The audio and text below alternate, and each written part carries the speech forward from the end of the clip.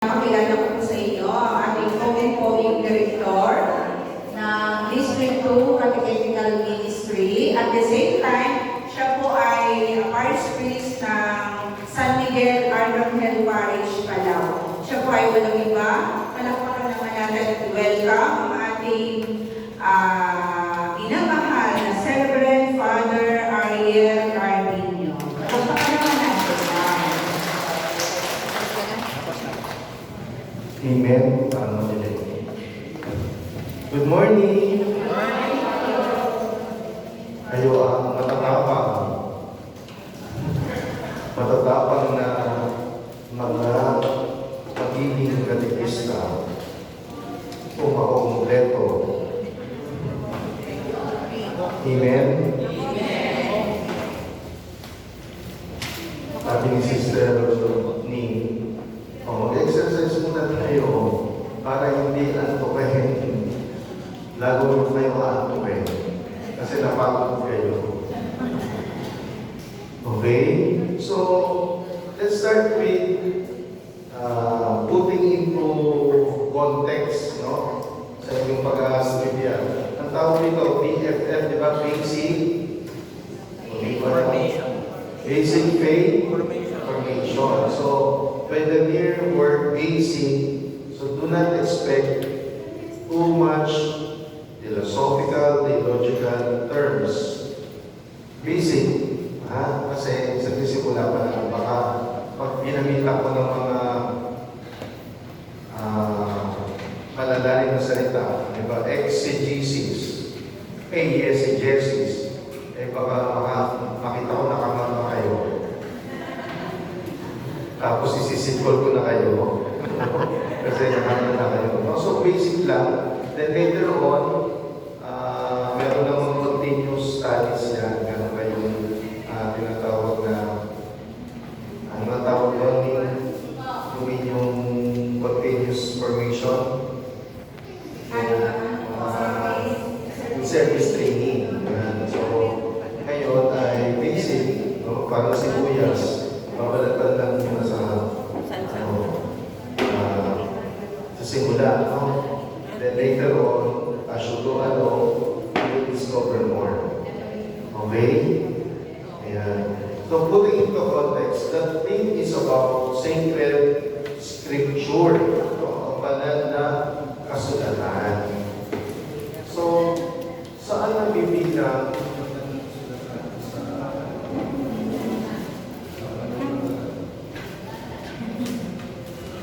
global. May pagmain. Alitan na ba rin?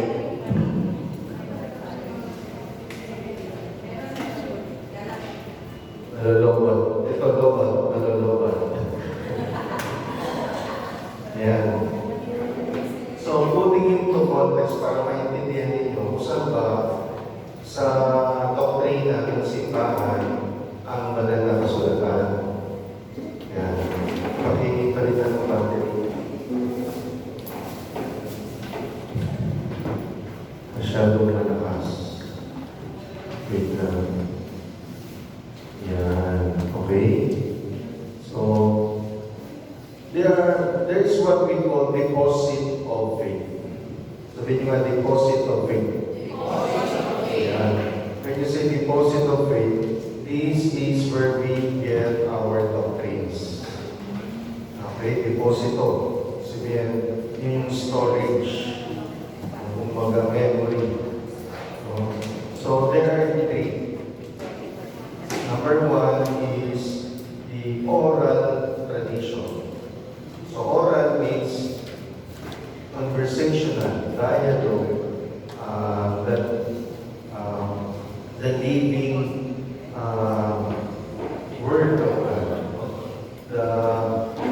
the life of the people, the life of the community.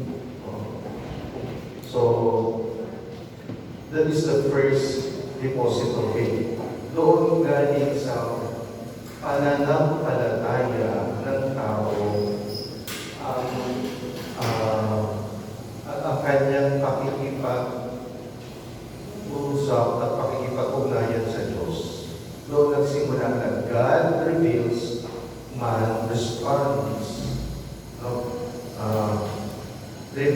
tradition, and faith. Ang Diyos ay nagbunyag. Ang Diyos ay nagpakilala.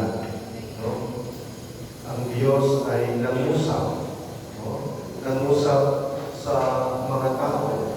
Mula sa paglikha, creation, mula sa creation, nandun yung mga tinawag. No? Di ba sabi nga, tinawag na bayan ng Diyos. Ano yun? Yung Israel. No?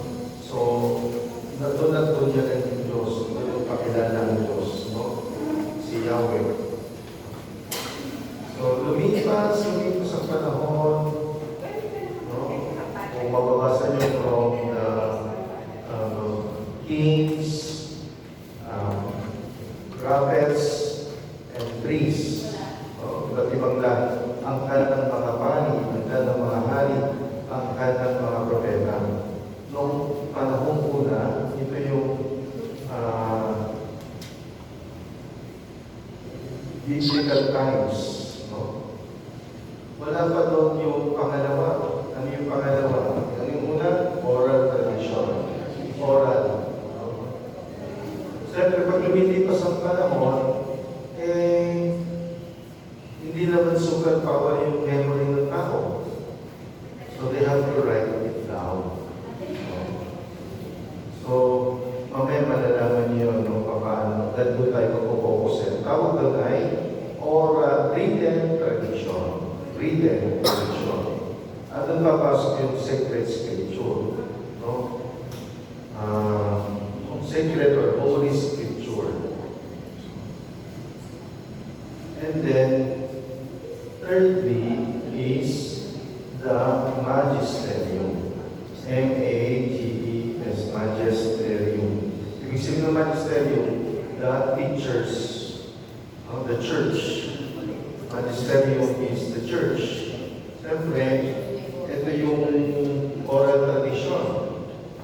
Tapos, lumipas yung panahon, written tradition. Sige, sinulat ng mga tao, no? Sinulat ng mga tao yung kanilang karanasan sa Diyos, yung religious experience nila. No? At yun ay madami. Madami yun. At yung madaming yun ay hindi lahat yun ay hindi lahat yun ay nailagay sa Biblia. Hindi lang nakasulat yun, pero hindi yun nailagay lahat kasi papasok yung magisterium. Yung magisterium in the church, because the authority of the church. Later on, no? Later on na yun. Pero, pwede natin sabihin yung magisterium na yun in between the two. Kasi kung merong oral tradition, who will interpret the word, the communication, the dialogue between God and man. So, dapat may authority. And then, lumipas ang panahon, written tradition, yung sacred scripture. Ngayon, interpret ko rin ng magisterium ng church. Ito, dito, ito yan. Ito, hindi kasali ko. Malalaman yung mamaya sa to as we go along about scripture. So, ang focus natin ay sacred, the written tradition. Yun yung sacred scripture. So, when you say the word tradition, diba, oral tradition, written tradition, and then interpreted by the magisterium. Okay? So, ngayon, malinaw na sa inyo yun. Pero, bago tayo kasi tatanong nyo, why the sacred scripture is called written tradition? Tradition. Tradire in Latin, which means handed over. Naipasa from one generation to another, from one nation to another. Kaya, tradition. Tradire, kung handed over, pinasa-pasa, and it is being protected, being sealed, no? Para hindi siya so yun din ang role ng magisterium, no? So ngayon, so malinaw na sa inyo, pinasa pa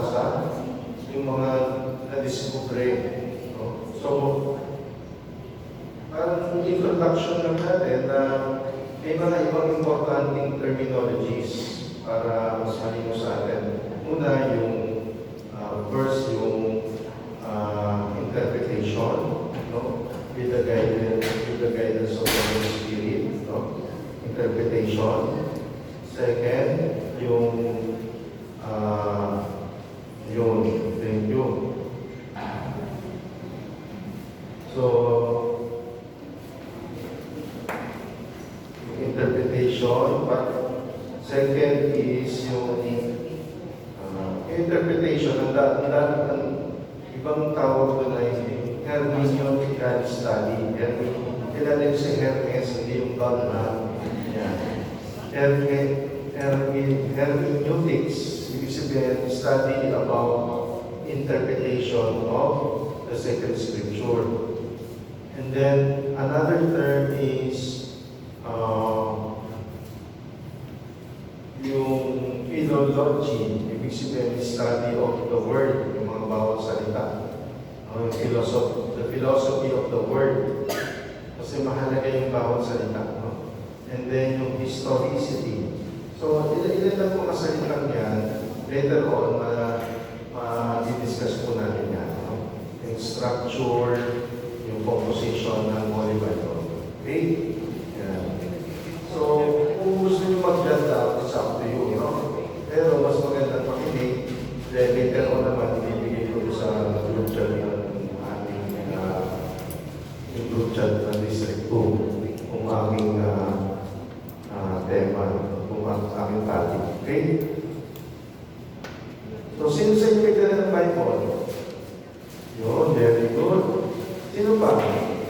Yung iba po, wala. Wala kayong dala ng Bible? Sa phone na lang, high-tech, no? Yan. At least may phone na ngayon, no? Kahit ako walang dala eh. Pero meron dito, yun, nasa loob. Yan. So, naalala ko kung seminarista pa, ang professor namin sa Christology, tsaka sa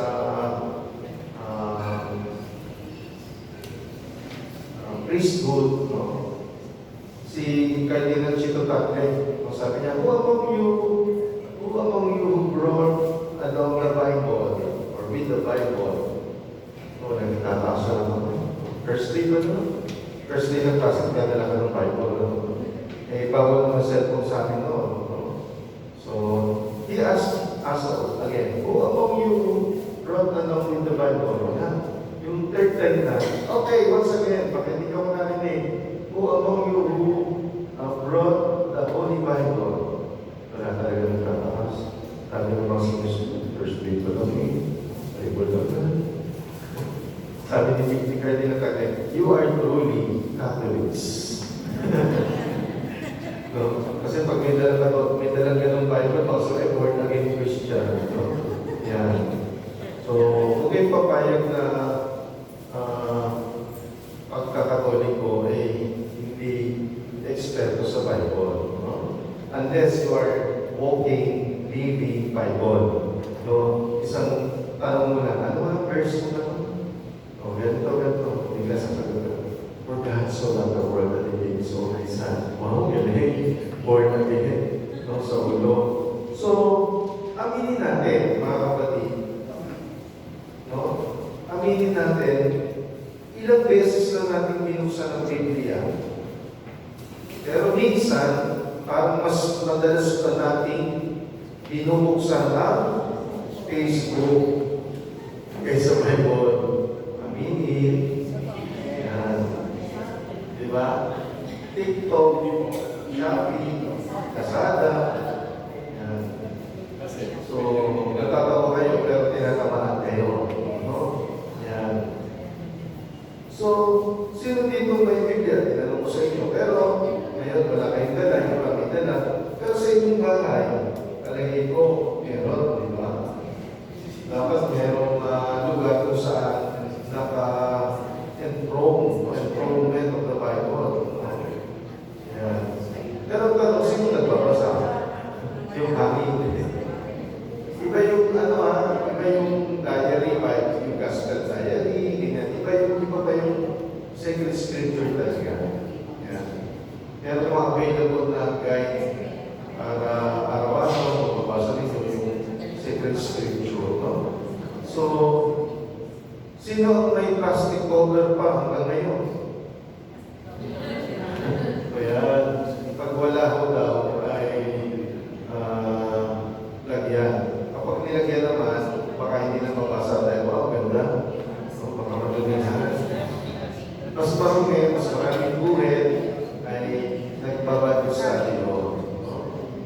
LBS. Ano yung LBS? Hindi LBM ha. Liturgical Bible Study. Yan. So related yun sa Gospel for the day, Gospel for Sunday, and then yung two readings. So yung guide ninyo, yung teacher ninyo na magtuturo si Father o sino man. So maganda rin yung gano'n, no? Huwag lang naka-display lang yung Bible, no? Hindi display ang Bible. Ito ay pagkain ng kaluluwa. No? Pagkain ng kaluluwa. By the way, nabanggit ko kanina na yung three foundations or deposits of faith, all of those, no, if you sum up and put into capsule, no, sabi capsulize, no, that is simply the Word of God. Word of God. Do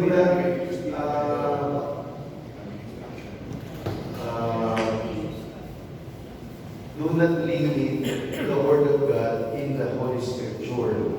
Holy Scriptures is just written Word of God. Written Word. No? Because when we say the Word of God, like the other Christian denominations, like born-again Christians, they confine the Word of God in the books or the Bible. Biblia is a plural term, no? Plural word, no? Biblia yung Biblia. The Bible is composed of so many books. No? Mamaya malalaman natin yung structure, yung composition ng Bible. No? So, kaya it is called a compendium of different books. No? Compendium, sama-sama. No? So, sacred scripture is just one part of the Word of God. Because when we define the scripture as simply only the Word of God, parang inulong na natin yung salita ng Diyos. Na ang Diyos hindi na nagsasalita, nasa Bible na lang. No? Nasa Bible na lang.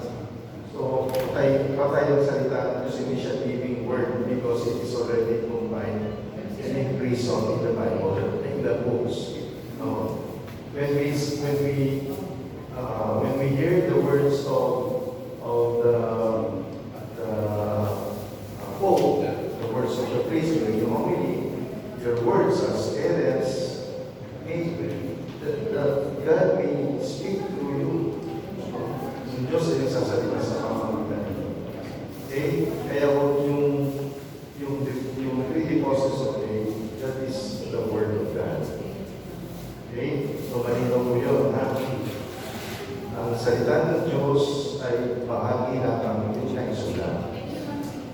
Kasi sa panahon natin ngayon, ang Word, ay minsan yung morning, sa iyo man. So, do not confine only the Bible with the Word of God. God speaks to your personal religious experience. God speaks through your through the interpretation and reflection of the people of God. Okay, yun. For example, ngayon, kung aware po kayo sa synodal process na ginagawa sa mga sa parishes natin. So that speaks through synodal sharing. Kaya nga sharing through the Holy Spirit. So, nililinaw ko lang po, no? Kasi parang magandang simula ito na ma-define natin, ma-distinguish natin that the Word of God is so vast, so large, and so alive. No? Hindi lang po ang salita ng Diyos, Bible. Correct, but not totally. No? Kaya hindi tayo sola Scriptura, yung Scripture alone. Na lahat ng pagturo, aral, at batayan ay banal na kasulatan lang. Kasi mo i-interpret. Kaya nangyayari, iba-iba interpretation.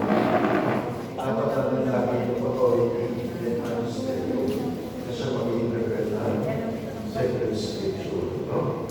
Yan. So, the first question is, what is sacred Scripture? What is the core teaching or the basic teaching of the church. The sacred scripture is inspired word of God. Yung may darating pa. Dual authorship, Diyos at tao. No? May kwento ako sa inyo. May isang bata na tinanong, sino gumawa ng Bible? Ang sabi ng bata, si God po. Paano ako nagtanong, bakit may pangalan ng tao? Sagot niya ng bata, si God ang author, sila ang secretary. But still, no? It doesn't mean you are the author, you are at the same time the writer. Like for example, yung sinasabi naririnig natin, a reading from the Holy Gospel according to St. John. Not necessarily si St. John sumulat, pero siya yung author. Paano nangyari yun? Because people heard during the preaching of John, during the preaching of Matthew. So hindi pwedeng, parang reporter. Yung reporter sinusulat lang yung nangyayari na interview niya, pero hindi siya pinagalingan. Okay? Hindi robot ang writers. No? May personality, may culture, but guided by the Holy Spirit. Kaya inspired by God. Kaya maraming na-discover na scriptures, but not only scripture. No? Nabanggit ko yung mga terms kanina, makapabanggit ko din sa mga other part of the sharing. Yung interpretation, hermeneutics, nabanggit ko kanina. Meron pang isa yung canonicity. Canon of the books. Kung sinabing canon, ito yung authorized. Kasi marami na discover. Dati po, ang sacred scripture, hindi pa siya nakatawag na book form like what we have right now. Katulad ng hawak nyo. Dati, scroll siya. Scroll. At yan yung na-discover sa iba't ibang lugar, sa iba't ibang community. Until such time na ito ay mabuo na maging book form na katulad natin na meron tayo ngayon. Scroll siya ganyan, no? Ngayon, ito yung magisterium, siya yung magka-canonize. Sige, siya yung mag-authority. Baka ito, inspired by the Holy Spirit. Ito, hindi. For example, Gospel of Peter. If I'm not mistaken, Gospel of Judas. Gospel of the Lord. Ngayon, nakita doon, si Jesus ay pinuntahan ng mga bumili ng table. Ibinalik sa kanila. Di ba yung tatay niya pero si Jose? Ibinalik kasi hindi pantay. Ngayon, hinawakan ng Lord Jesus yung paan sa mesa ay pumantay na. So, pwede gawin yun ni Jesus, because he is God. But then, parang magic, di ba? Sige, tinitignan ng simbahan na umalis yun na ito inspired, ito hindi. Kasi lumalabas si Jesus parang magic.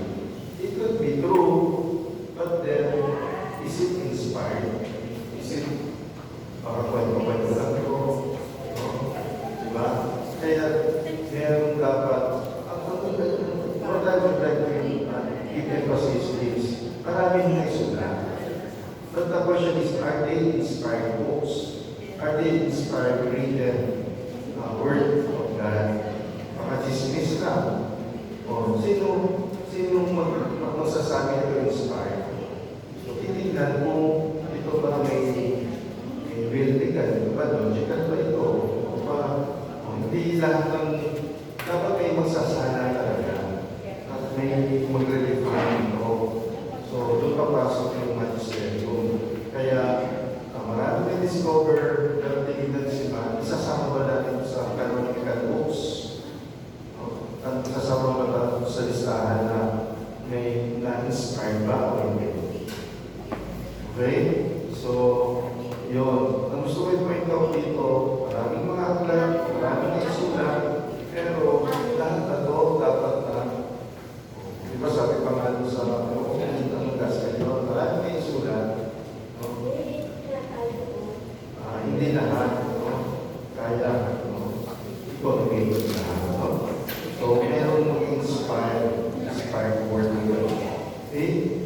So, ang analogy, parang gitara, iba-iba ang tunog, depende sa tumutugtog.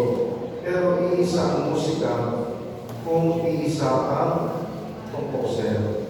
No? So, iisa yung author, pero maraming writers.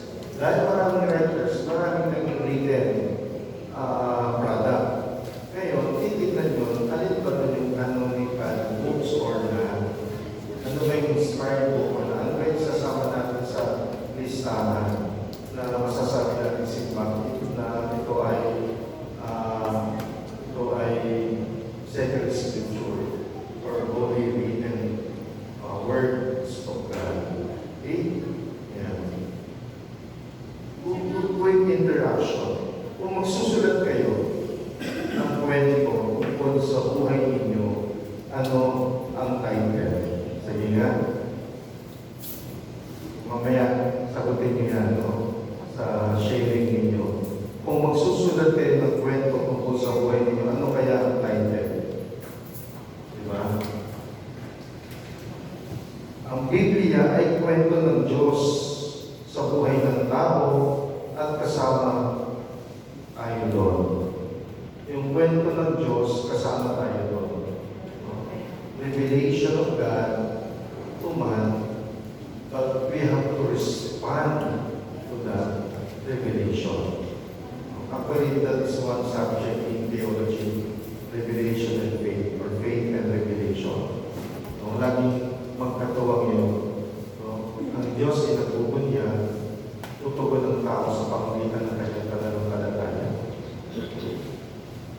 Kaya, yun ang pinanggagalingan ng ating doktrina, ng ating pananampalataya. The oral tradition, written tradition, and then the magisterium, which is the authority of the church who interprets the two, especially the sacred scripture. Okay? Parang teleserye, yan, papasok tayo dun sa two parts of the Bible. No?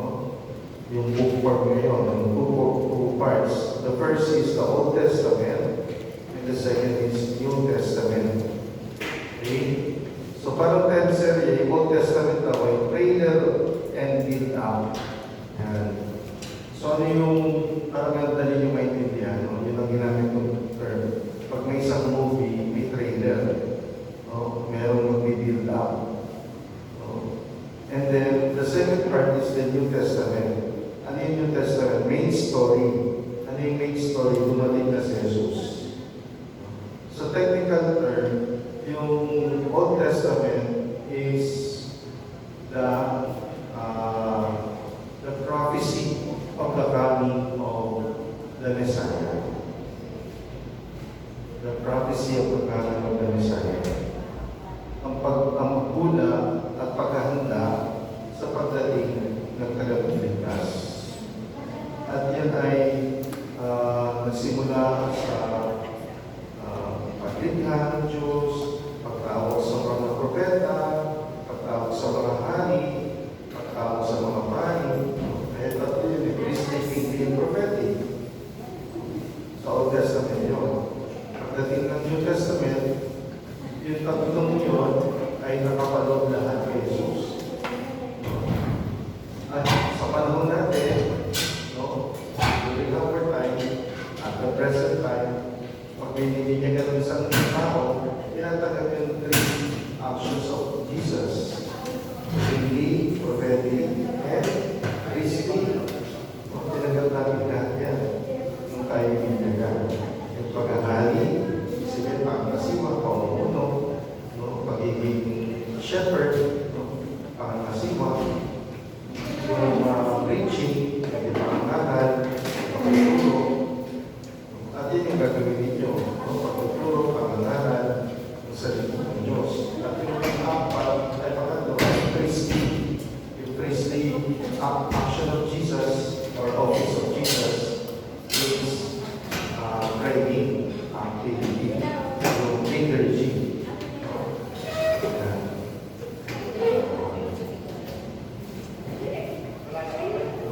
May pumasok sa isip may nagsasabi na para po joke ito. Sabi niya, binasa po ang Old Testament, parang ang daming away. Basahin yung Old Testament. Parang ang daming away, ang daming gera. No? So, binasa po ang Old Testament, parang ang daming away. Sabi ko po, oo, kasi wala pa si Jesus. Kaya, kulang pa sa peace. Ano naman? Wala. No? Wala si Jesus. Di wala pang peace. No? So in other words, kung aalisin natin si Jesus sa Biblia, mawawala ang puso ng kwento. Actually, may nag-prove niya, isang professor namin. He is a doctor of Sacred Scripture. Bihira lang po yung doctor of Sacred Scripture. Pero kasi doctor of theology, major in Sacred Scripture. No? Yung sinaraay sa Matthew, sa Kristito. He is a doctor of theology, major in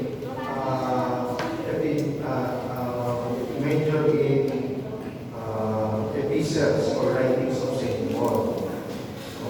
So hindi pa siya, hindi talaga second doctor of Sacred Scripture. Talaga nakafocus sa Sacred Scripture. Ngayon, sabi niya, pinuro niya na Old Testament is a Christian book. Kasi Old Testament, ayaw ng mga Jewish na tawagin yung Old Testament. Sa kanila kasi, Hebrew Bible. Wala silang New Testament. Para sa kanila, yung New Testament ay repetition lang ng Old Testament. Kasi yung mga kwento daw sa New Testament ay naikwento na sa Old Testament. Kaya they never have the New Testament. Kaya yung kanilang title ay Old Testament. Yung kanilang banal na kasalanan. Hindi lang. Pero nakakatawa yung mga Jewish professors in theology studying New Testament. Studying right now. Kasi pinagyan nila yung connection. No? So, ba't yung sinasabi ito? Kasi nga, kayo ay magiging isa para makita ninyo yung connection of Old Testament. Old Testament is the preparation for the New Testament. Because New Testament is the fulfillment of the Old Testament. Lahat kasi sa tumang puro propesya. Hula. No? Hanggang sa finally, dumating ang hari-hari at propeta sa persona ni Kristo. Ganda sana yung diagram. Makita ninyo na creation, kingly, priestly, prophetic. O kaya prophetic, kingly, priestly. Then sa gitna, si Jesus Christ. Then early Christian community, yung mga gawa ng mga apostol. And then later on, yung medieval, modern, yun yung church. Makita yung gitna ng kasaysayan ng salita ni Jesus, kasaysayan ng magandang kasulatan ng gitna ay Jesus. So, yun. Mini activity, no? Mini. Tanong ko sa inyo, kung si Jesus ay headline ng newspaper, ano kaya ang title? So, kanila, meron na kayong unang activity, sulat nyo na kapandaan ninyo. Ano nga yung una? Kung magsusulat kayo ng kwento tungkol sa buhay ninyo, ano ang title? No? Pangalawa, kung si Jesus ay headline ng newspaper, ano kaya ang title? Example, tagapagligtas dumating. O kaya pag-ibig ng Diyos na katawang tao. Halimbawa lang, pero kayo tatanungin, ano kaya ang pwedeng title? Bakit ko ito tinatanong sa inyo? Para maintindihan ninyo na ang New Testament at Old Testament, ang sentro ay si Jesus. At ito ay mahabang kwento ng kaligtasan. The story of the redeeming or salvific action of God. It's all about salvation. Kaligtasan ng tao. Medyo lilipagin ko yung isip ko. Halimbawa, kung ang Adan at Eva hindi nagkasala o ang tao hindi nagkasala, sa palagay nyo ay si Jesus, the incarnated Word, the Word became flesh and dwelt among us. Meaning, God became man like us, yung tao. Gagawin pa kaya ng Diyos. Eh, hindi nung nagkasala ng tao. Ano kaya all in the Testament kung hindi naman nagkasala? So parang nililingin natin yung try to say na kaya lang naman siya kung ba nagkasala ng tao. Kaya nagkasala ng tao. Ang tao kailangan na nagkasala. Ang tao makabalik sa kanya, original na nalagayan at tahanan ang paraiso o namin. So, isipin niyo, kung tatanungin ko kayo, mababaling ba ang Diyos? Yes or no? Hindi na. Hindi na, kasi nagkasala ng tao. Paano yung tao? Ano ang kanyang magiging guide or inspiration? Kung Holy Spirit na, no? Inspire tayo. No? Pero bakit hindi mo ba ang third person? No? The person of Jesus. Anong sa tingin ninyo? Pwede. Hindi na. Kasi hindi mo nagkakasala ka o kawimanan. Pero, yung in reality, anytime pwede tayong mag-fall, di ba?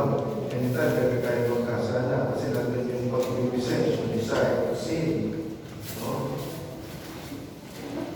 Eh, yung ano nga lang, yung description sa Old Testament, in the book of creation, ay, in the book of Genesis, no? Account of creation, kasama nila si Jesus, kasama nila si Yahweh, nagkasala pa rin sila. Nag-disobey pa rin sila. O, di ba? So, anong point ko ito sinasabi ito? Medyo nalawag yung nag-segue lang ako. Bakit? Kasi, do not limit the word salvation because God, the Father, sent His Son. Limbawa kayo, yung mga anak nyo mababait, anak nyo ay masaduri. Sabi nyo, anak, dyan na kayo, mabubuhay mo kayo, mabubuhay mo kayo ng saduri. So, bahala na kayo. Yun yung wrong notion of creationism. Yung creationism, it is a movement whereby they have that in mind after creation of God to man or to the world, iniwanan ng Diyos. Because we are equipped with all the faculties or all capacities. Therefore, we don't need God. Bahala na kayo. Nilikha ko na kayo eh. You live on your own, autonomy. Ganun ba yun? Hindi, di ba? Because salvation doesn't mean because we committed sin. Salvation means expression of the love of God. Nakuha nyo? Isipin, may salvation pa rin. At gagawa pa rin ng Diyos ng ibang pamamaraan kung hindi man gano'n. Ay iba. Nakuha nyo? So sinasabi ko lang sa inyo kasi yung buong scripture is simply the salvific act of God, the redeeming act of God. But doesn't mean na yung kanyang salvific act, redeeming act, not only focusing on dahil nagkamali tayo. Kundi yung salvation ay patuloy na pagdanari riyan ng Diyos para gawayan tayo, mahalin tayo, subaybayan tayo. Kaya yung analogy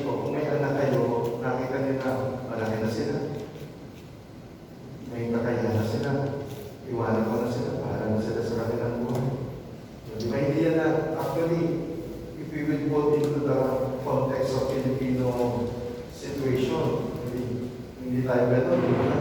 Kahit nga may mga anak na, nandiyan pa rin tayo eh. Gusto pa rin natin nakikita sila eh. Pero, siyempre, overseer na lang tayo. No? Parang gano'n. Pero pagka may problema, may pinagdadaanan, mag-i-intervene ka, ano nangyari sa'yo? Kamusta ka na? O, di ba salvation yun? Di ba redemption yun? Huwag ka mag-alala, dito na rin tatay mo.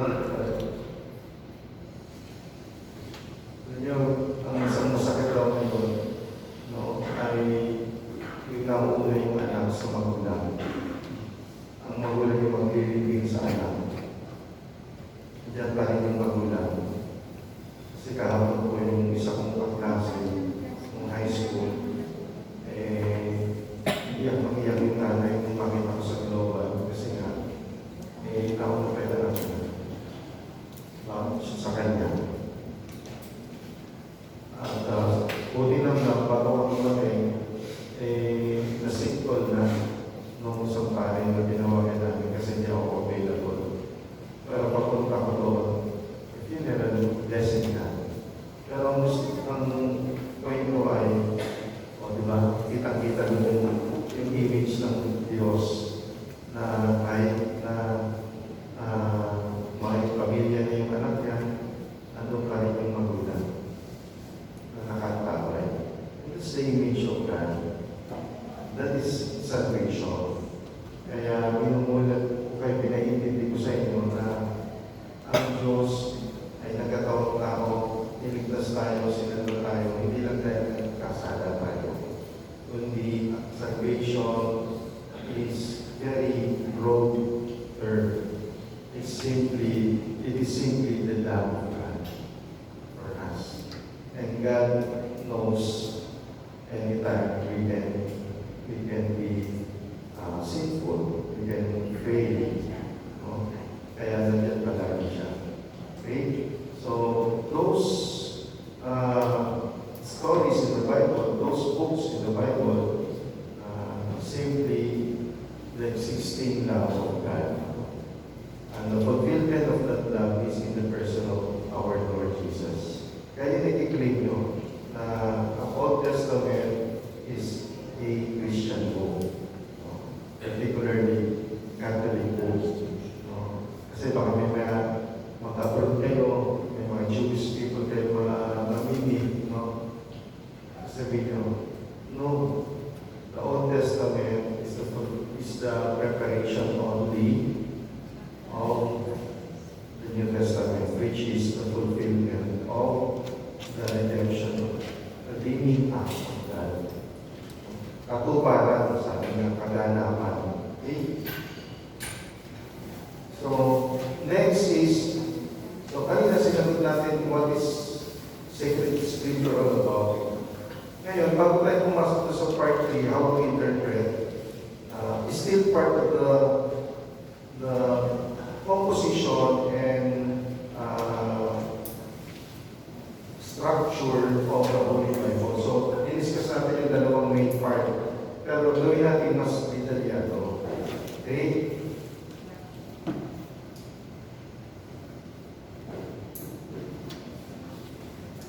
So, Bible compositions refers to how the books of the Bible are formed, wrote, and written. Their literary genre or types. Medyo may genre din ang mga aklat sa loob ng banal na kasulatan. Parang kanta, may pop song, mayroong love song, mayroong folk song. Ganun din ang banal na kasulatan. No? Literary types, literary genre, structures, and arrangement. No, the Bible is not just one book. It is a collection of many books written over centuries with different styles and purposes.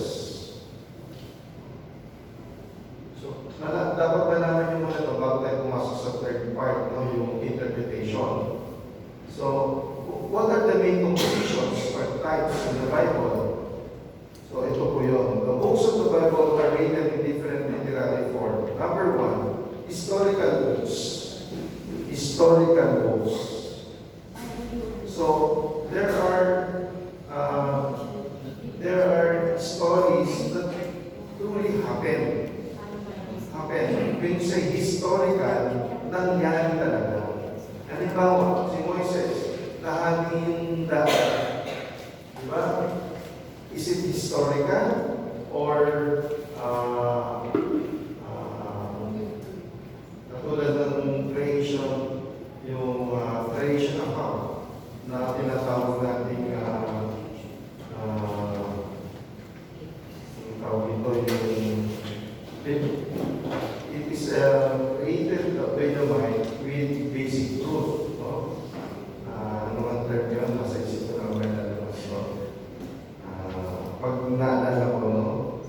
Kung ano yung kakaiba, ano yung hindi historical at historical. Okay? Nasa isip ko na mamaya. Okay. Historical books narrate events in the life of God's people. Example, Exodus, Kings, Acts of the Apostles, or kung tawagin natin yung Pentateuch or Pentateuch. Ano yung first 5 books of the Bible? No? Merong historical events tulad nga kay Moises. At merong yun ay yung nangyari doon, di ba, nahati yung dagat, no? Tapos tumawid yung Israelites, nakataroon sila, yung Egyptians, mga Pharaoh, namatay sila, di ba?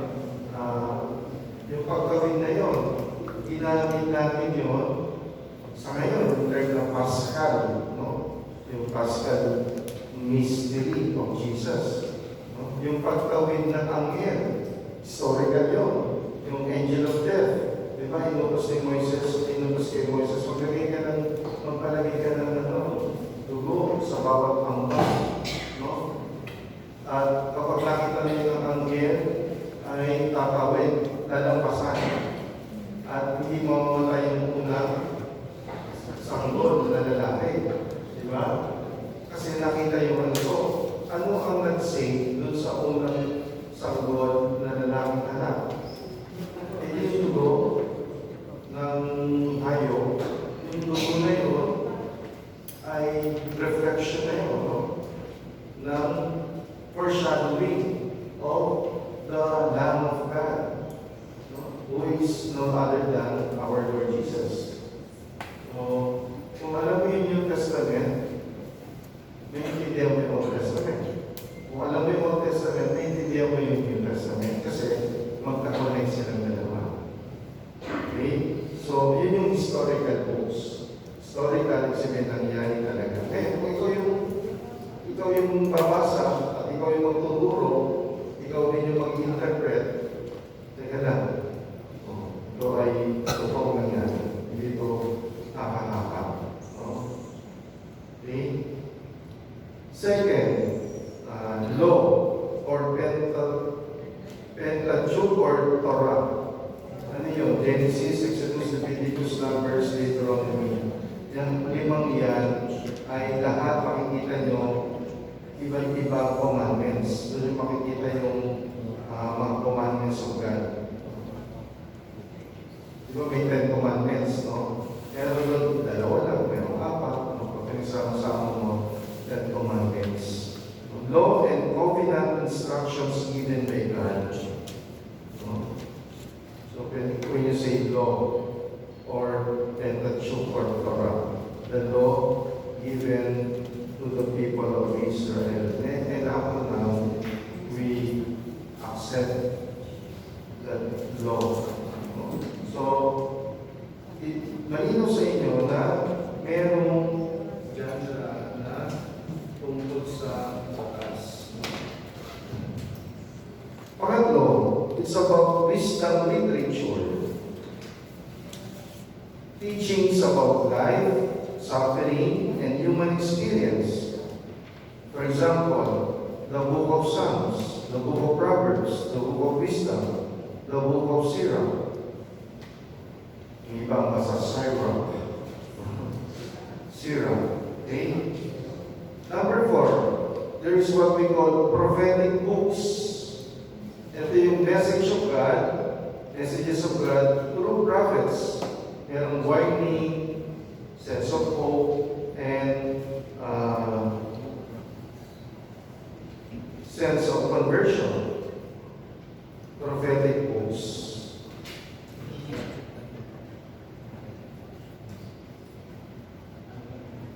Meron pa nga yan, major and minor prophets.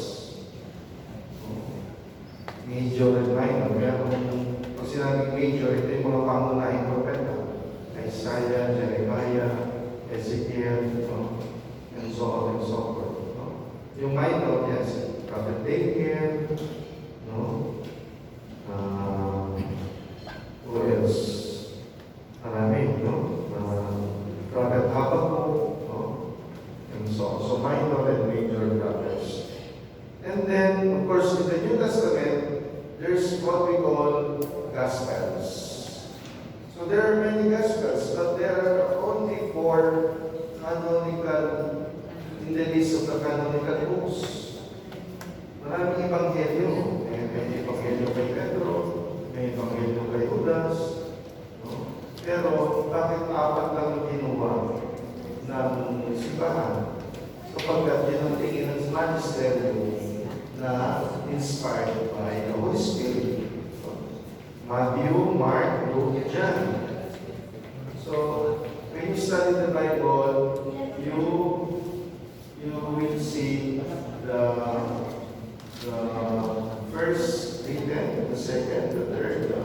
Malalaman niyo sa kwento. Halimbawa, ang naunang isinulat ay alam niyo kung anong sinulat na aklat na gospel? Mark, and then Matthew, are you sure?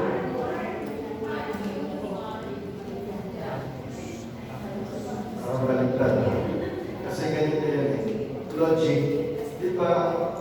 I'm not so exactly sure, no? Pero logically, di ba, nagkukwento ako, nung ako ay 20 years old, ganito yung ginawa ko, 1, 2, 3, 4, 5. Tapos, yung isang susulat tungkol sa buhay ko, ano kaya si Father nung 19, nung 18, nung 4 pabalik? Eh di ba kung si Saint John ay about the word became flesh, Logos theology, actually Logos word from above, Logos from above, yun ang term po namin sa theology, Logos from above. Yung isa ay Logos from below, the word from below. Kasi we're from the birth of Jesus. Pero before, kung halimbawa si St. Luke ay tungkol sa pagsilang, bago siya isilang, ano siya? Word of God. So, pabalik. Yun yung malalaman.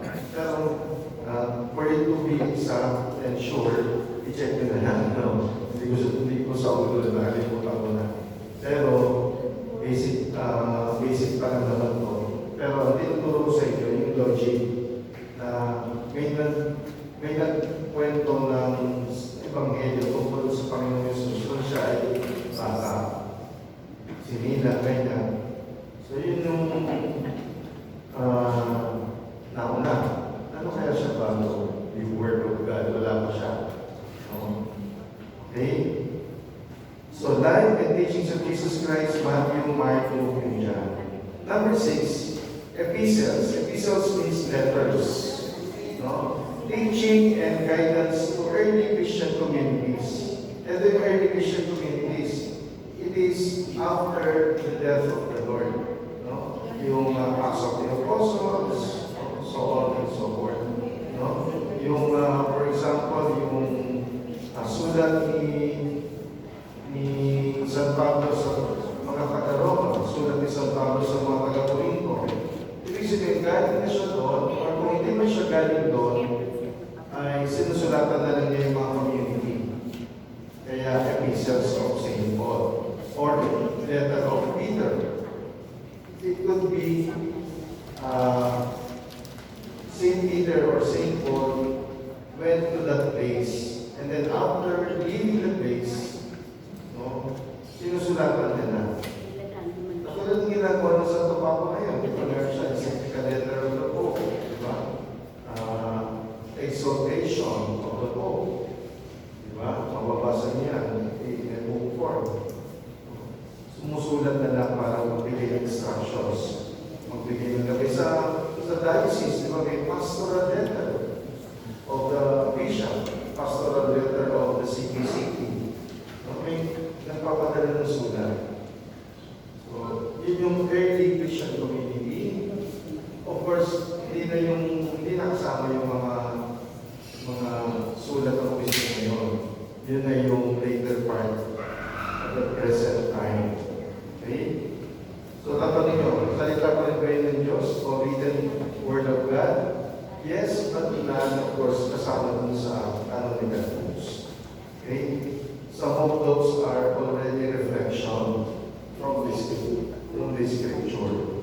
Kaya yung mga pastoral letter ng mga obispo ay may mga quotations coming from the scripture.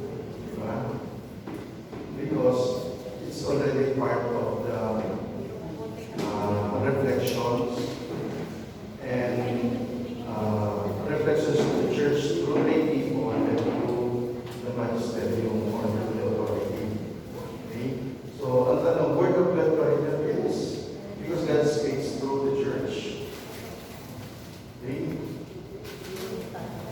Number 7, apocalyptic literature. Lalo na pag panahon ng Advento, di ba mapapansin nyo lahat ng mga pagbasa nakakatakot, magugulo ng mundo. May dadating ng mga bulang propeta. Ang tawag doon, apocalyptic. Apocalypse. Okay? Apocalyptic literature full of symbolic visions about God's final victory. For example, Revelation, the book of Revelation. So, composition can mean both the type of writing and the way the Bible is organized into books. No? So, type and organized into books. So, ito na. How many books are in the Bible? Particularly, Catholic Bible. 73. 73. So ano yung Old Testament? 46 books includes kasi merong tinatawag na proto-canonical, merong na hindi tinatanggap ng ibang born-again Christians. Ano yun? Ang tawag na ay Deuterocanonical. So, 7 Deuterocanonical books accepted by Catholics but not in most Protestant Bible. No? So, mayroong tumanggap, mayroong hindi, pero tayo stick to the second Deuterocanonical. Okay? Kasi para sa ibang tawag ng hidden books, tinatago. Dahil pag yun nilabas nila o tinanggap nila, tatamaan yung kanilang doktrina. Especially the book of, if I'm not mistaken, the book of Ecclesiastes. Meron nung tungkol naman sa worship, liturgy. So, 46 books, and then sa New Testament, 27 books. And it is being put into sections. In the first 5 books sa Old Testament, we call it Pentateuch or Pentateuch sa German historical book. In Pentateuch, 5 books. In historical books, 16 books. Wisdom books, 7 books. In prophets ay 18 books. Let's include the Deuterocanonical, of with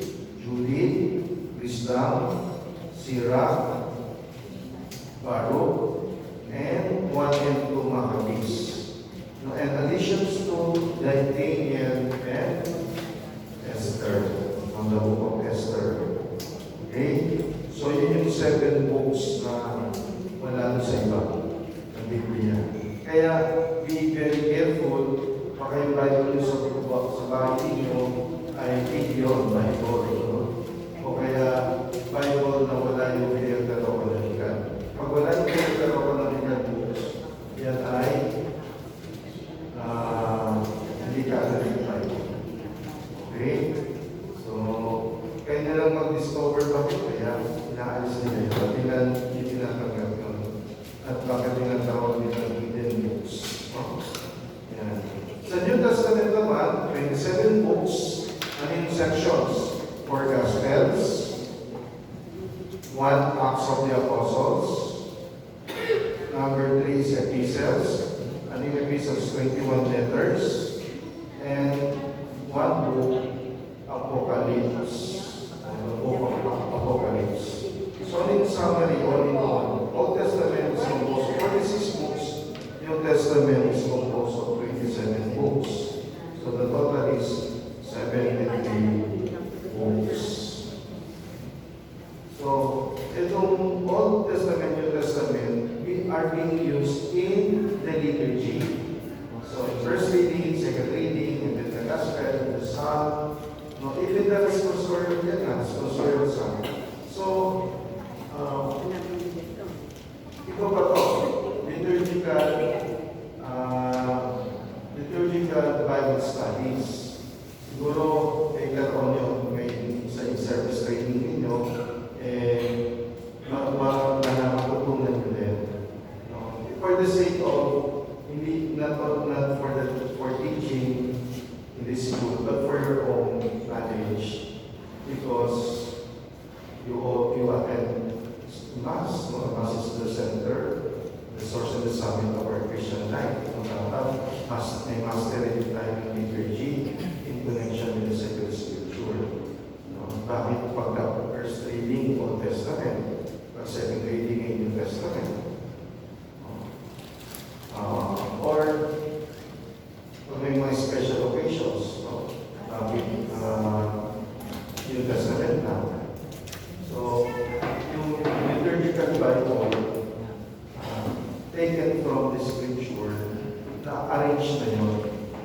Kumbaga, designed na yun for worship or liturgy. Okay? So, it goes to show that our liturgy is scriptural or based on the scripture of Bible. Kaya kung sasabihin, mga Katoliko, nagdadasal, wala sa Biblia yung dinadasal. No, that's wrong. Lahat halos ay galing sa Biblia o sa banal na kasulatan. Okay? Now let's go out and read the structure. No? So nakita niyo yung structure. Hindi pala yung one book, hindi lang pala yung yun, naalala ko na. So, sa book of Genesis, meron historical books, meron din mythological. Myth. Like for example, yung meron bang taas na nagsasalita? O, di ba? Wala, di ba? Kasi mythological. No? But, mayroong basic truth. Mayroong truth about our faith, about our relationship with God. No? Mayroong katotohanan sa likod ng mythological. No? Meron din nabanggit yung parable story sa gospel. No, may mga parable. No? Human story with divine message. Divine message din ng parable. At sa ibang salita ang tawag sayings. Mahilig si Lord ng sayings. Mahilig si Lord sa kwento, sa gospel. No, ngayon, kung gusto mo interpret, dapat interpret ito according to the context. No? At doon tayo papasok sa third part. No? Balikan ko lang yung first part of the sacred scripture. The second part is the structure of the Bible. Ngayon, third part na tayo for remaining 30 minutes. No? Na isang lalaki na basta nagbukas ng Bible. Ito, third part na tayo. We're talking about the interpretation. No? hermeneutic. The technical term is hermeneutical. Hermes. Diba yung Hermes is God of messenger. Yung God, a God who interprets. No? Ibig sabihin ng Hermes, hermeneutical. Ibig sabihin, ito yung part na kung saan yung kahalagahan ng pag-i-interpret ng salita ng Diyos, bawat salita na nasa Bible. No? So, let me start with this story. May isang lalaki na basta nagbukas ng Bible. Tapos, ang nabasa, Judas went and hung himself. Inabahan siya. Nagbukas ulit. Go and do likewise. Nagbukas ulit. What you are about to do quickly. Yan, pakamatay. Kasi nga, basta bukas ng bukas. Di ba ganun yung mga iba natin kapatid? Ano ibig sabihin nito? Kung gano'n sa ano. Ano nga lagi, totoo yung meron yung mga cross-references talaga. No? Pero hindi copy-paste. So, you read the whole story. Di ba? Kung ito, pinag-uusapan, baka pinag-uusapan ito ng plano, prophetic plan, priestly plan, ano isa? Priestly, kingly, and prophetic. Iba-iba ang context. No? Iba-iba yung pinag-uusapan. Kailangan malinaw tayo sa interpretation. Baka mapagaya tayo dito sa lalaki. Dito sa kwento. So, anong lesson? Delikado ang pagbasa ng Biblia kung walang tamang pang-unawa o pag-unawa. No? Ano tinuturo sa atin ito? Number one, context. Anong context? No? Anong context? Pangalawa, anong unity? Nung kinot mo si Peter, kinot mo si St. Paul, kinot mo si Prophet Habakkuk, tinontek-connect mo na, walang unity. Kasi iba yung context. And then lastly, ano yung church guidance? Kaya pag gagawa kayo ng reflection, gagawa kayo ng message, o kaya magkakog kayo, kasi magkatok kayo, siguraduhin na tama yung pag-text ninyo. Siguraduhin na tama yung unity ng mga quotations from one passage to another passage, to one verse to another verse. Meron magkakaugnay at ang cross-reference. Pero, meron namang walang kaugnayan. Iba pala yung tinutukoy. Ni Lord, yung panahon na ito. Like for example, ibigit ko yung ginamit yung ni Mama Mary yung salitang how can this be? I know no man. So how will you interpret that? Baka sabihin nyo, nagsisinungaling si Mama Mary. Kasi sabi niya, wala akong kilala, lalaki. Hindi kilala siya, kagampan nga eh. Ano na siya eh, engaged na nga siya kay So, sabi, paano mangyayari yun? Sabi, wala pa ako makakasipin eh. So, ibig sabihin, yung I know no man, yung know knowledge, it's not about knowledge only cognitive. It means in the mind. No? Kundi ang term na kilala has something to do with, alam niyo yung, kabisahin mo. Di ba yung salitang kabisa, sinaulo mo.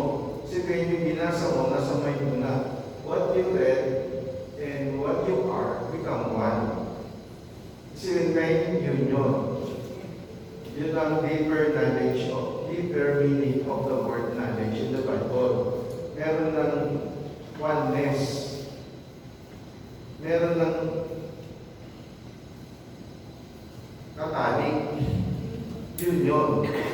May communion na. Kaya sabi niya, I know no, wala pa ako sa literal na kahulugan, sa salita natin, wala pa ako nakakasex, wala pa ako nakakatali, paano ako mag-umpis? Di ba? Paano, wala pa akong asawa, hindi pa kami kasal. Wala, I don't know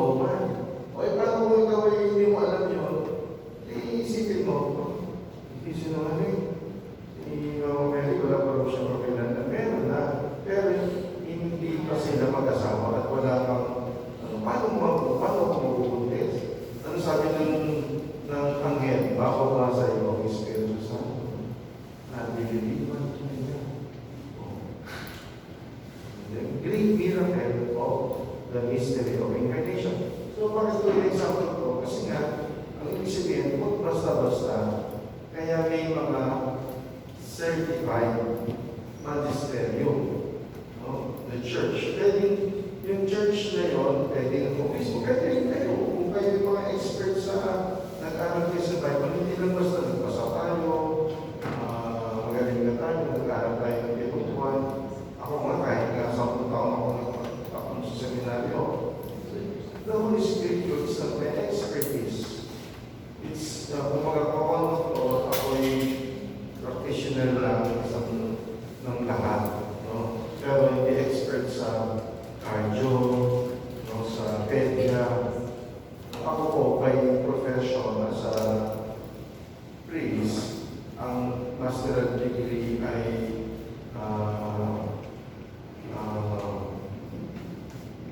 ethics or morals. No?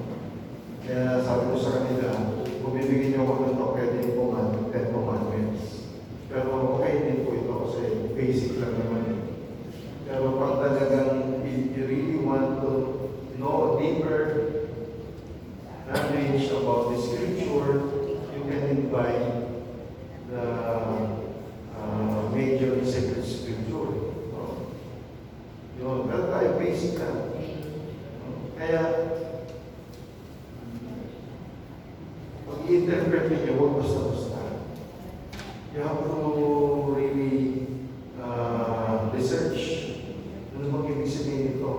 Meron pa nga, aalamin mo kung ano yung Greek word. Kasi the Greek word is the original book text of the New Testament.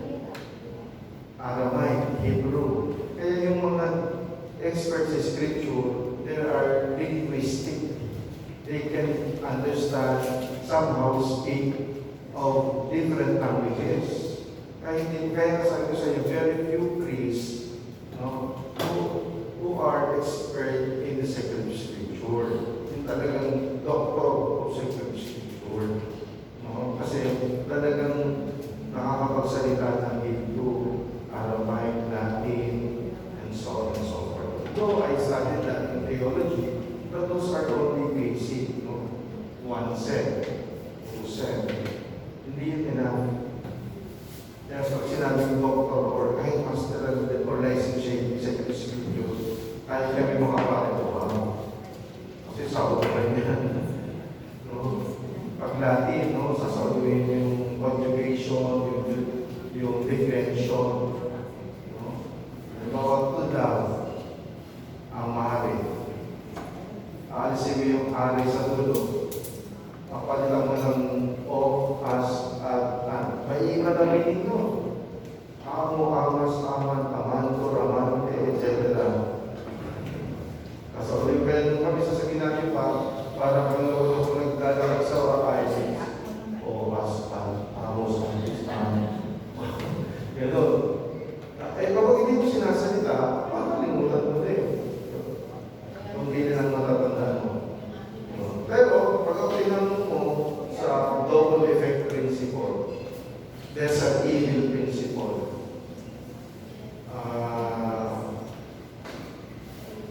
And other principles in morality, pasa sa ito. Kasi yun ang tinutulog ko.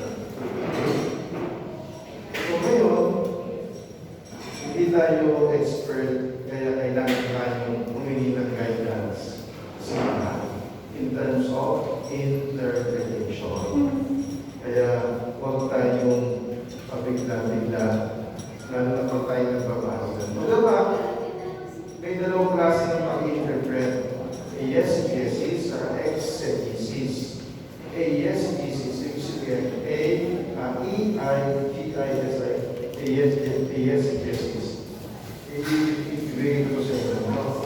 Ibig sabihin, eisegesis, you are interpreting the scripture, the word of God, the written word of God, out of the context. Reflection na yun. No?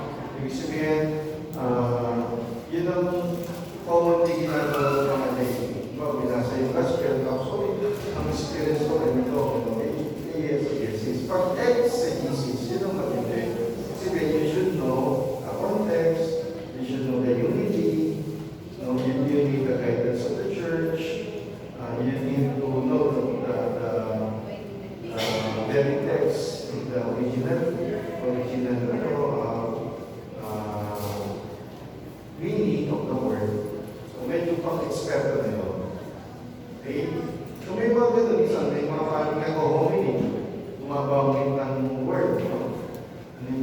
nung last word, ginamit yung word na tetelestai. Tetelestai. Yung pupulutin na. Tetelestai. Tetelestai. Sabihin, fully paid in full. Yung word na yun, yun yung nakasulat sa isang, anong tawag dito? Yung tiles. Sa isang tile, nakuha yun kasi may mga archaeologists daw na nag-uukay doon sa Israel, naghahanap ng problema na kung saan si Kristo ba talaga muling nabuhay. Nung ba ito, mga kwento na ito. Ngayon, ewan ko kung sila talaga na Diyos dahil accidentally, habang nag-uukay sila, yung nakukay pala nila isang boat ng BIR, no, na taxation, no, yung tax collector. Nandun pala yung mga nakabaon pala ng mga records. No. Ngayon, mag-usa nila, nakalagay yung naka-okay, tetelestai. Ibig sabihin, pakitain nila, fully paid na, bayad na. Ibig sabihin, huwag na kayo maganda, huwag na kayo magduda, huwag na kayo mag-aninlangan na si Jesus ay parang gusto sabihin nila, ako ay muling na buhay na.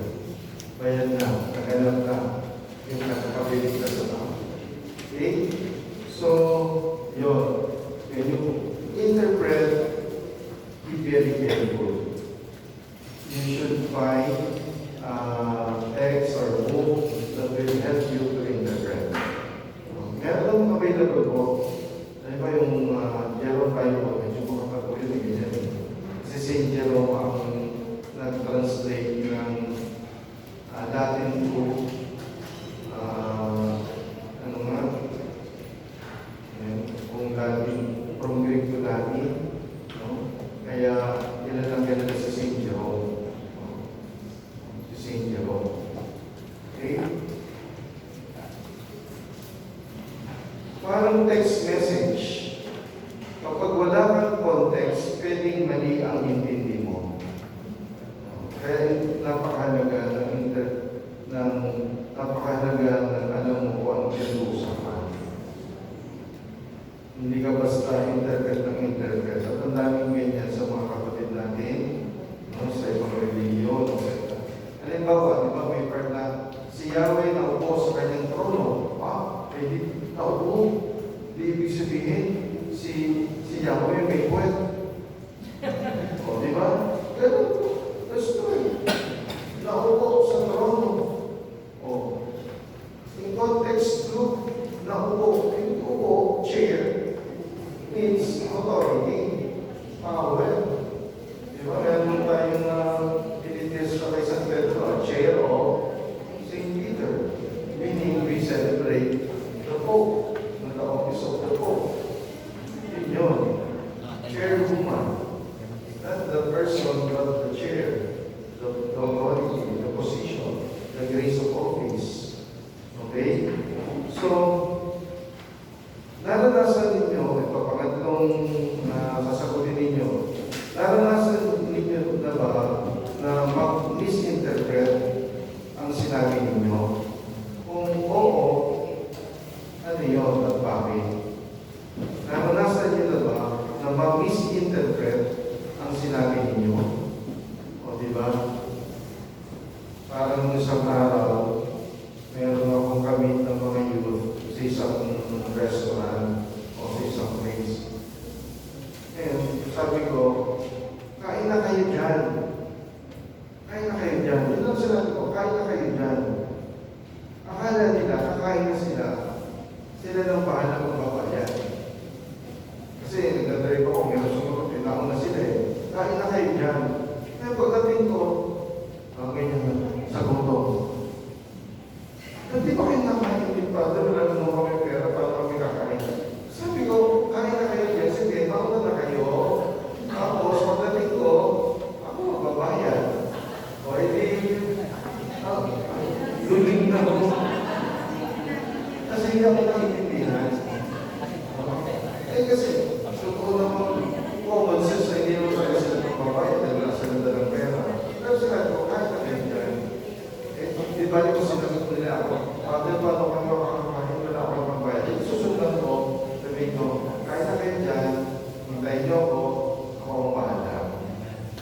ba? O, na-misinterpret ako.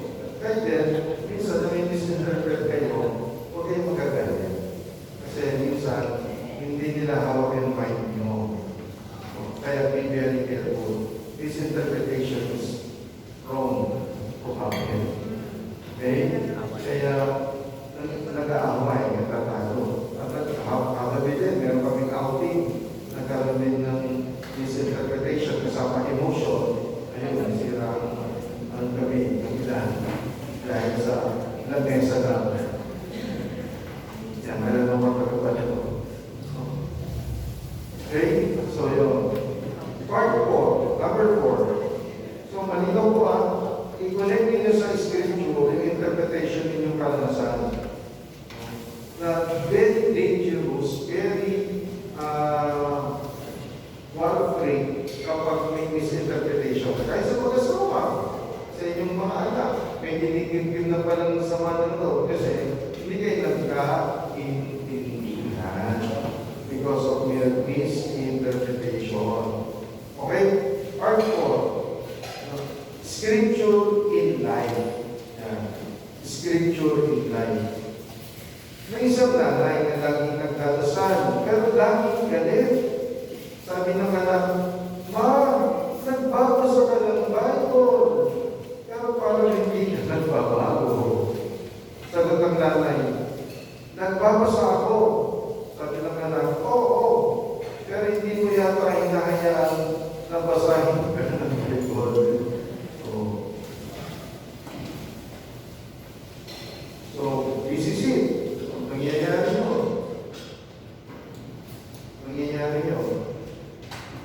So, hindi lang tayo ang nagbabasa ng Biblia, binabasa rin tayo ito.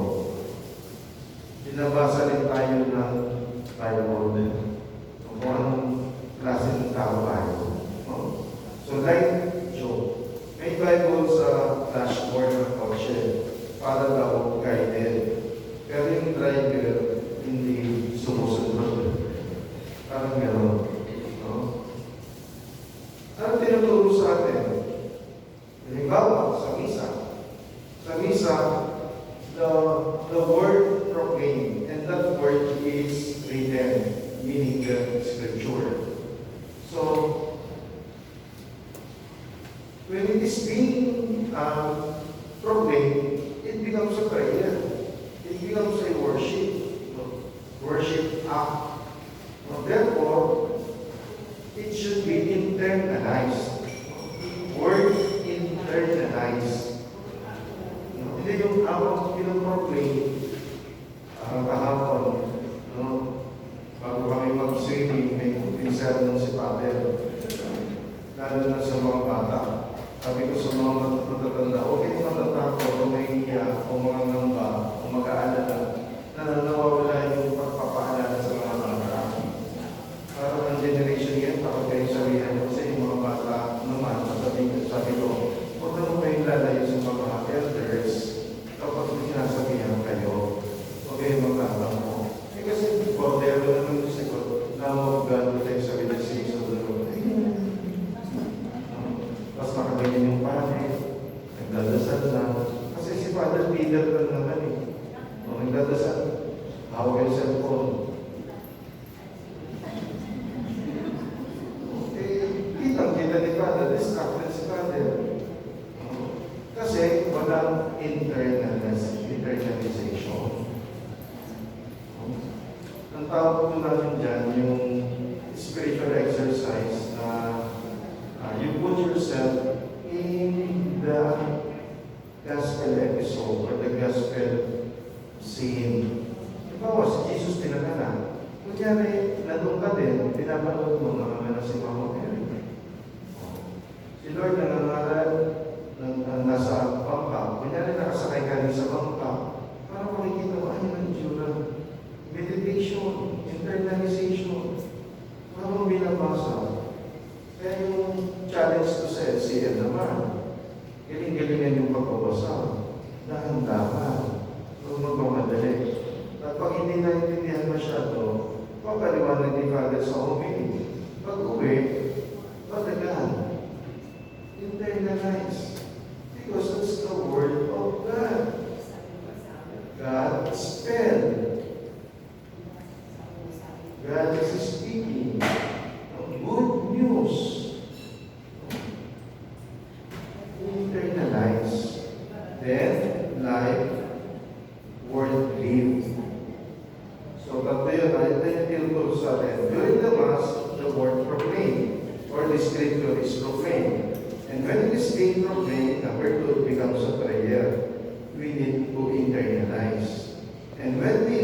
internalize, number 3, it becomes part of our life.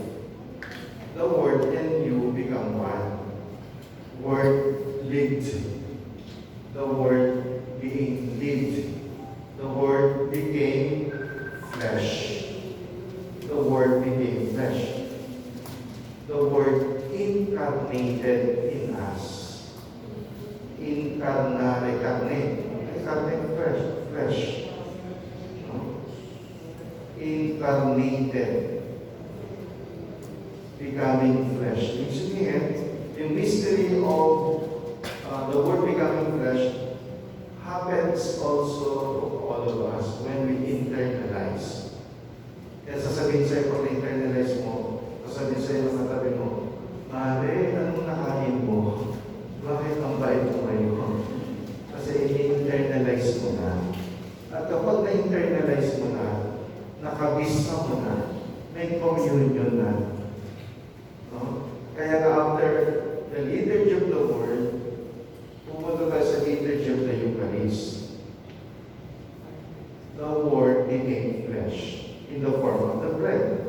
And then after consecration, after the consecrated prayer of consecration, he took the bread, gave thanks, broke the bread, gave it to his disciples. And then kapag ipoconsecrate na yung epiglesis, nakaganyan na yung kamay, no? Father, make this bread and wine turn into body and blood. You ask the Lord, the Father, to send the Holy Spirit, kaya naka-hovering, nakaganyan yung kamay, hovering. No? Sabihin yung Holy Spirit, lulubog. No? Di ba pag nagmamahal sa inyo yung mga bata, nung araw po, nakasanayan natin nakaganyan yung kamay, di ba? Kasi marumi yung kamay ng lola at lolo, galing sa kupe, galing sa paghugas, kaya nakaganyan yung kamay, di ba?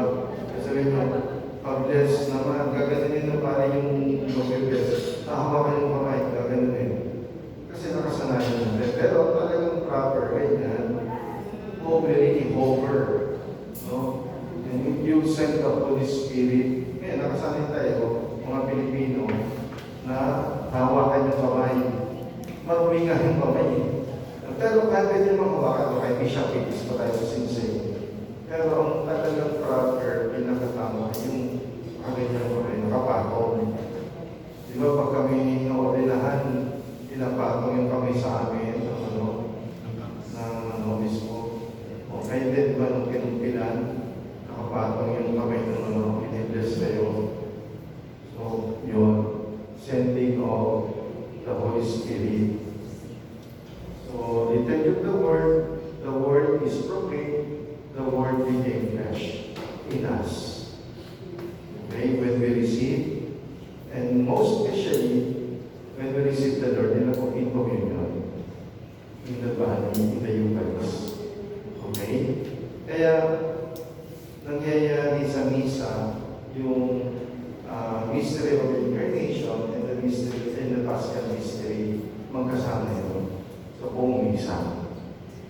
Kaya sabi ko kahapon, sa medyo upset ako kasi may mga bata ka, yung mga bata ko, teenager, nagpasok sa loob ng misa.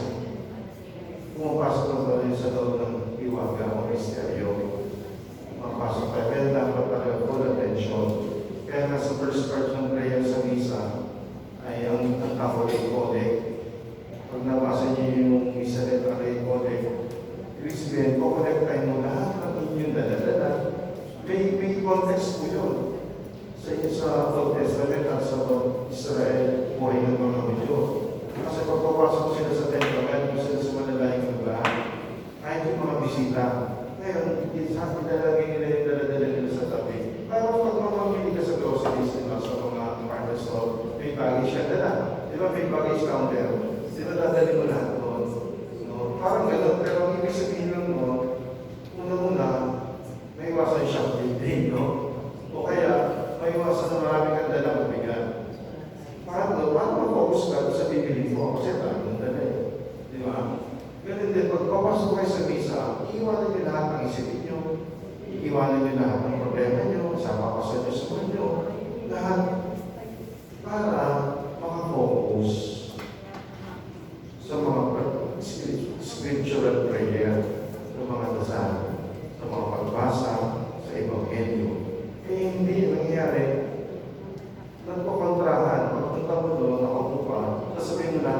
problema mo kayo. Binabasa yung first reading. Nakita mo yung klase ng high school. Ako binabasa yung second reading. Ako dami yun nakikinig. Tapos mag-communion na. Ako communion. Ready ka pa sa communion. Yung communion with the scripture, hindi mo nagawa. Communion with the Eucharist pa. Diba? So, we're talking of here yung spiritual in life. We're talking of spiritual in life. Okay? Hindi lang tayo nagbabasa ng Biblia, binabasa tayo ng Diyos. Binabasa tayo ng Biblia. So, at yun nga, no? Misa, word proclaimed, prayer, word internalized, life, word lived. Ikaw, ang salita, nagiging isa. Last part, no? Part 5, role of catechist. Anong role ng catechist? May catechist na magaling magturo. Open na. Catechist na rin ako dahil lahat tayo ay, actually lahat tayo, we are all called to be catechists, meaning teachers. So may catechist na magaling magturo, pero hindi nakikita sa buhay ang tinuturo. Sabi ng bata, "Ma'am, ang ganda ng sinasabi niyo, pero sana ginagawa rin ninyo." Yun lang. Nagkakaroon ng compartmentalized, compartment or dual kind. Hindi lang kayo mga katikista at ako, kundi lahat tayo pwede mahulog sa trap na yun. No? Kaya, ano yung strong line? No? Gentle but powerful. No? Mas malakas ang tahimik na halimbawa kaysa malakas na boses. No? So, ano yung challenge ko po sa inyo? Number 1, have a daily reading of the scripture. At least, magsimula sa 5 minutes lang. 5 minutes. No? Huwag madali. I tell you, pag nasimulan po niya, baka later on, makita ko vlogger na kayo. No? Vlogger po kayo. Kakitaan pa nga eh. Kasi kapag kapag na-enjoy nyo na yun, nang meditate na kayo, parang nandun kayo sa kwento, kaya dali lang yung kwento eh. Dali na kwento. Dagdagan nyo ng konting tawa, konting pabiro, parang makakatch na kayo yung mga tagapakinig. Kaya simulan nyo sa pagkatuturo na kayo, later lang nare-realize nyo. May good speaker ba? In 3 to 5 minutes, makaka-capture na kayo ng tagapakinig. Ang dami-dami din. May mga nagsasabi, paulit-ulit na lang yung gospel. Kasi yung gospel, tsaka readings, 3 second po yan. A, B, C. Kaya kung ako magka-20 years ng pare, kayo ng cycle lang. Kaya kung kayo kang nagpunta sa alam mo na yan. May mga hindi mo nila lahat. May lang kasi mga pare sa sobrang busy. Yung mga priorities, natin lang sasandabi na yung reflection. Pakikita nyo naman niya sa kapag nag-isip natin, nag-okay lang. Okay na yan. Lagi yung sisipa, inulit lang ni Father. Yung parang bang lani niya ba yun? El Nino? Yung tigang na tigang. Na pagkatayo sa lecture, nakakita nila yung pamagandang ang dami nang mapasok sa isip niya. Kasi alam niya na.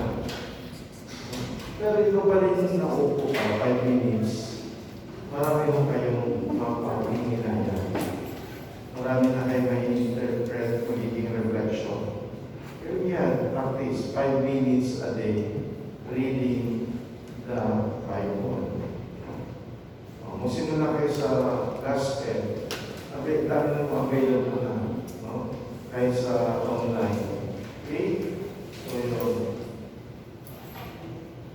final kwento, final story.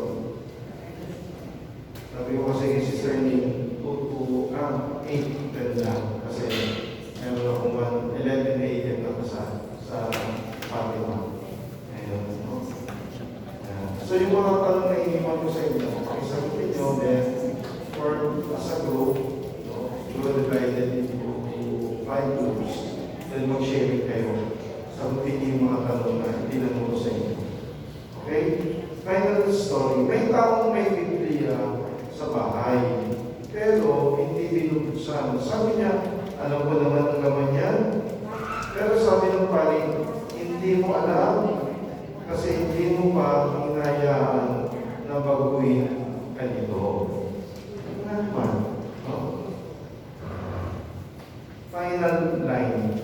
Ang salita ng Diyos ay hindi lang informasyon. Ito ay transformasyon. Kaya pag nakita ko na kayo at ang mga taong pagkilikuran nyo na nag-transform ang inyong buhay, the Word is truly living. The Word is truly incarnated. Naging masipag kayo katekista, lagi kayo nagsisimbang katekista, lagi kayo nag-holy hour, na katekista na hindi lang pakapostolado ng panalangin. Kasi na-observe ako kayo sa mga paro-paro kong napuntahan. Pagka holy hour, puro apostolado ng panalangin. Dapat babalik kayo sa... Kasi ang scripture, ang kanyang fulfillment, ay ibalis. The word is proclaimed. Dapat the word, after proclaiming, becoming flesh. And in communion with you when you receive. Okay? So, ilang mga bonus one-liners. Ang Biblia ay hindi Wi-Fi, hindi automatic ang connection. Kailangan mo lumapit. No? Kailangan mo lumapit. Pangalawa, kung gusto mong marinig ang Diyos, magbasa ka ng Biblia. Kung gusto mong marinig siya, nang malakas, basahin mo nang malakas. Hindi kulang ang oras namin sa Diyos.